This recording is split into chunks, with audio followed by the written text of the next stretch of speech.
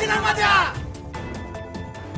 नमस्कार, मी निकेत इंगळे आणि आपण पाहतात 24 तास महानगर. आज मीरा भाईंदर महानगरपालिकेच्या मुख्य कार्यालयावर युवा सेनेच्या वतीने आणि पेनकर पाड्यातील रहिवाशांच्या वतीने एक मोर्चा काढण्यात आला होता.